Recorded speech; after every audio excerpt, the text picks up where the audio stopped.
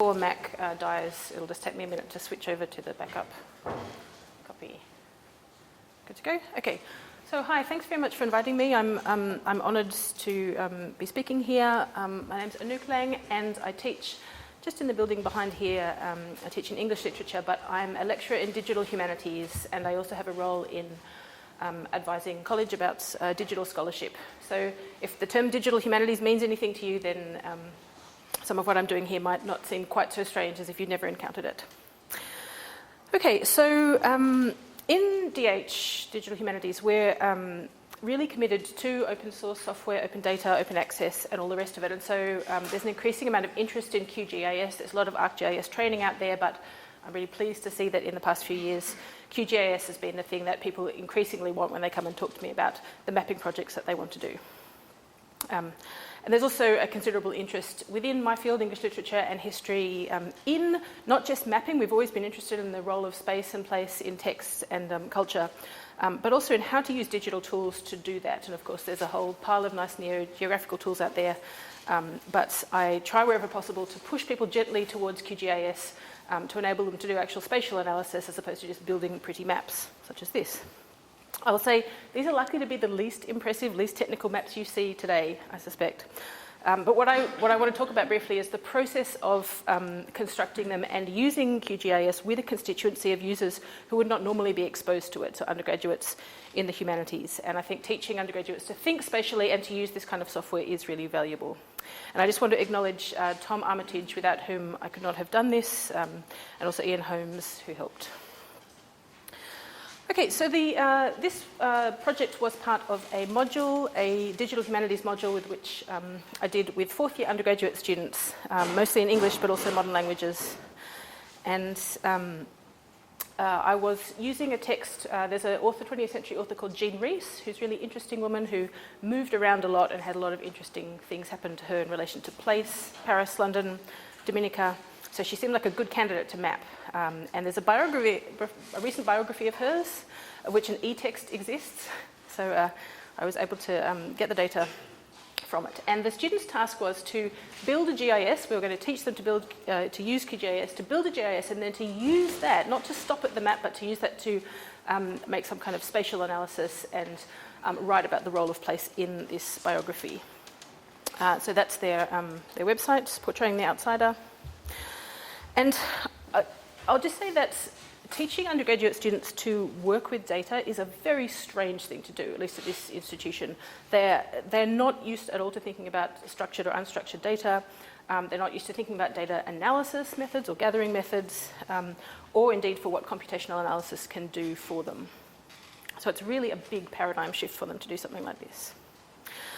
Okay, so they were undergraduates, so I had the plain text. I didn't have time for them to do the geoparsing themselves, because going on the command line is just a bridge too far. So I did that for them. I used the Edinburgh Geoparser, developed in this very building. And I don't know if anyone has used the Edinburgh Geoparser, but it's a very nice library of scripts that will take a text or a bunch of text, run through them, do various natural language processing on them, pull out the places, and then give you a list of places that it thinks, in order of probability, are likely to be the places that you want. And what this also did for me is I had a number for the sentence number, and so that gave me data which would allow me to mark where chronologically each place was being mentioned in the text. It wasn't a very big data set. It was a few hundred points. So when you deal with geoparsed data that comes out of the Edinburgh Geoparser, you have to clean it. You have to go through and assess it. And with a couple of hundred points, that's actually doable. So that was the task that the students had. And here's an example of the spreadsheet, which will give you just a quick idea of the context in which these places are being mentioned. Working with a spreadsheet is not something most of those English literature students had ever done before. So they had to curate it, which meant they had to think not just when they were faced with the word Cambridge, which Cambridge is this, but if they were faced with a geographical point such as Bloomsbury, which is the the word that refers not just to a geographical place, but to kind of a chronological, historical, socio-cultural agglomeration of people in London in the early part of the century. Like how would they go about discerning a single point on a map that a GIS could understand? There was also an important component to this project which was collaborative. So they had to realise that they couldn't just decide off their own bat, I'm going to put the London pin here, but that there were standards out there, that there were these things called gazetteers, there were controlled vocabularies that they had to learn to use. So part of the process was to clue them into the importance of precision when you work with data like this. And beginning to realise ways in which they had to work together, which is incredibly unusual for humanities students who are most of the time going off and writing essays on their own. That lone scholar paradigm is still very prevalent. Okay, so it's a bit hard for you to see, but I told you the maps would be simple. But this is the kind of thing they produced. So it wasn't just they produced point maps. They took the text file and added it as a layer, made it a shape file. And then they were able to colour code the places in the novel that were mentioned more often. But that was less interesting to me than the narrative that went with it, in which they were thinking about what those maps told them about how space was used in this biography of Jean Rhys. For example, the overemphasis on Paris, where she doesn't actually spend that much of her life, but Paris is a place that's very important in literary history. So it was overemphasised. And the map shows you that, whereas reading through the text, you might not notice it.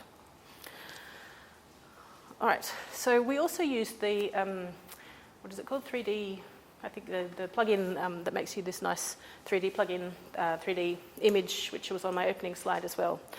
And when you press the button and it happens, there's an ooh in the class, which I think actually, that moment of gratification is really important pedagogically, like to sit there and to do this thing that's very unfamiliar, feels very alienating.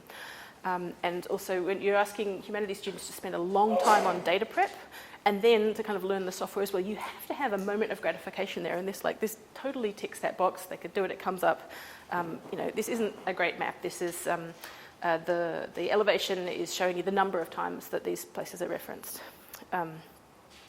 So to have that, this is more or less useless analytically, but pedagogically, that kind of endorphin rush from I built something, there it is, it's colourful, is more important than you might think.